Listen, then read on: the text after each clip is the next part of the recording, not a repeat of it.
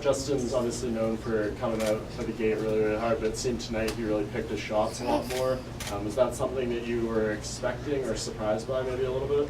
Yeah, I figured he was maybe a little bit more aggressive. What are those, Bubba? But nah, he did a great job, man. Justin's a stud, man. He's gonna do great things in this sport. After the stoppage, it looked like you were kind of a bit upset at the referee. Was that just a bit initial confusion, or do you think the stoppage was a bit early? Initial confusion. We knew exactly where we were, huh, Bubba? Man, I'm not making any excuses. The ref clearly thought I couldn't continue myself, at least, so, man, it's the way this game is. Sometimes you get the ref that let you get pounded in, sometimes you get the one that won't. I got the one that wouldn't, so maybe it's better for the longevity of me and my boy here. Maybe he didn't beat me retarded, so that's good. Guys, this sport's so fun. I love it with everything in me, like walking out and, sorry guys, and enjoying the crowd and enjoying everything to me is so amazing. And I was telling my corners and my family, you don't get to put your head down. You don't get to walk around and mope. Of course someone's going to win and someone's going to lose, And so I'm going to teach this boy. I'm going to say if you lose something, you get 24 hours. Keep your head down. Then tomorrow when you wake up, boy, you better be smiling, ready to move on because we ain't tolerating that bullshit. So I'm going to keep little, I wish I shoulda, coulda, wouldas tonight. Then tomorrow I'm going to get up and get on the airplane and I'm going to call Dana and say, hey, man, what's next? And they're going to say, well, you just got knocked out. I think you have a medical suspension. And I'm going to say, yeah, but after that, what can we do? Sorry, he's not having this, huh? You better be careful. You might end up with a broadcast career. Would you still like to fight in December? I would love to fight in December, man. I really would. I'd love to fight next weekend, but I don't know how long of suspension I got. Probably, who knows? I don't know what getting your ass knocked out in 30 seconds looks like on the papers of suspension, but I think it's pretty long, 90 days or something, 60 days. 60, yeah, so, hey, only 2 months. I could probably make it still, right? Squeeze in there in December, maybe. Oh, well, if you fight in December, that'll be fight number 34 for you in your UFC career if you fight again for the end of the year. If you get close enough, would you go for 40? Do you want sort of the... Oh, I want 50. Yeah, 50 is the number I want. So I got news from my coaches and corners. There's going to be a lot more ups and downs and sideways, and it's so funny because when you're winning, everyone wants to know, what are you doing so special that you win? And then when you lose, everyone's like, well, what didn't you do? Nothing, man. I trained hard. Trained my ass off. I'm in great shape. 5 rounds could have went for sure. I just didn't work out. So we're going to go to the drawing board and we're really going to fix a few things. Nah.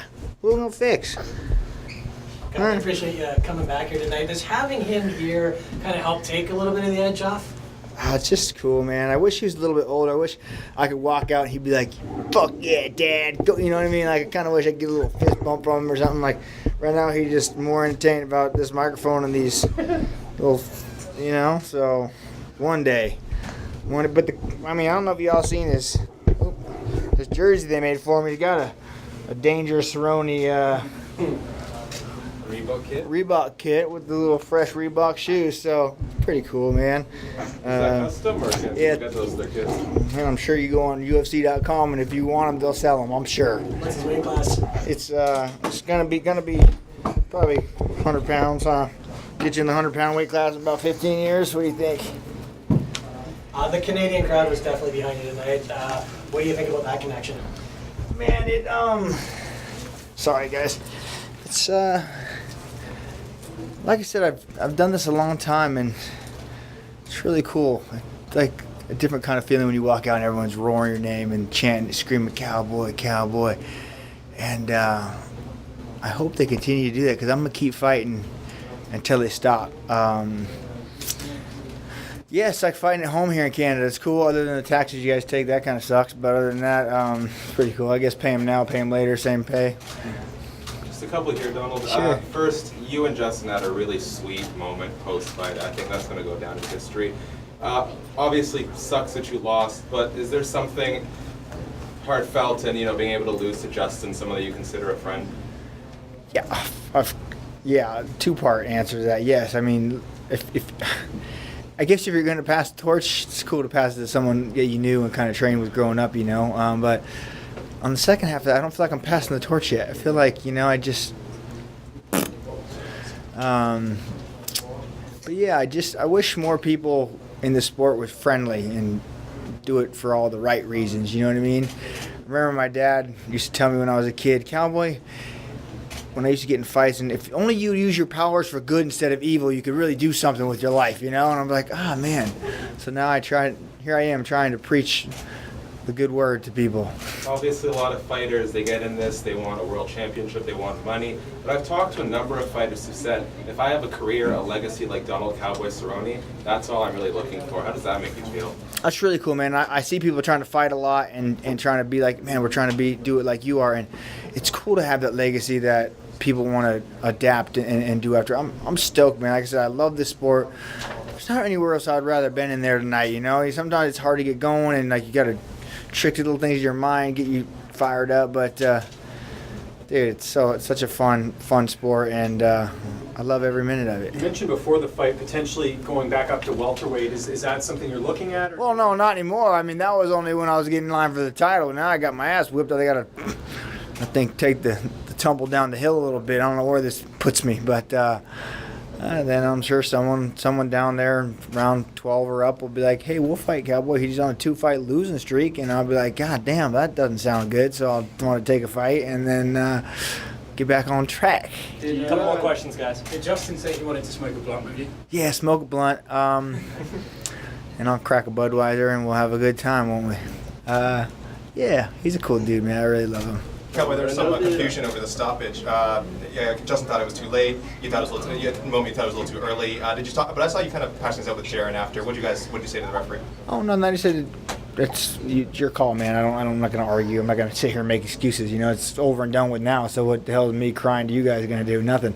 Like I said, I just going to go back, tell all my cornermen and everyone who's with me, let's go put your heads up, smile. We just had fun. I get to come to work every single day and do what I love. Are you fucking kidding me? So sometimes job doesn't work out like you want it to. So here we go. We'll move on to the next one. But like I said, I love this. I'm not going anywhere. This isn't a fight that I'm like, I'm thinking about retirement, guys. No. Go home. I'm going to maybe work on head movement, something, whatever shot he got me with. And I'm going to call him. I'm going to get another fight scheduled, and you're going to see me again, and we're going to be talking in the scrum again, and I'm going to be like, man, I fucking love this. There's nowhere else I'd rather. Tell him. Tell him. We ain't going nowhere, We still got at least 5 or 6 good ones in us. Last question, guys. Cowboy, do you reevaluate goals, though? Because I know the belt was, a big thought, and then you have the back-to-back losses now, but you've kind of been through this before when you lost, I think it was 3 in a row, and then you got bounced back and we're in the conversation. So. 3 in a row? Holy moly. I can't talk like that in front of my boy. But yeah, when I come next fight, hopefully it's not, I don't go 3 in a row again. That's really hurts the bank account. And at the rate I spend my money, I need those wins just to sustain life, guys. Yeah, man, I'm gonna get the belt. That's gonna happen, I guess I just slid down the rank a little bit, but I'm gonna come back. I'm gonna train hard, and I'm gonna get it, man. It's the last thing I gotta do with my legacy. The guy talked to me next to you talked about my legacy and people trying to mimic it. Well, you can have the greatest legacy ever in the world, and if I don't have a belt, man, I just fall a little bit short. So just, now me reflecting on everything. That's the one thing I want, I don't care about people think you deserve this, you're the people's champ. Like, man, to have a run like I had and not end up short with that, that'll. And then on the flip side of that, if everyone said, if you try so hard and you make it and you never get it, is it going to crush you? Nah, man, I tried. This is something I can teach my boy, man. I tried. Hey, I gave it hell, baby. And so, man, thank you guys for taking the time. Yeah, that's our cue. It's time. All right. Thanks, guys. Thank you so much, Cowboy. Thank you, guys.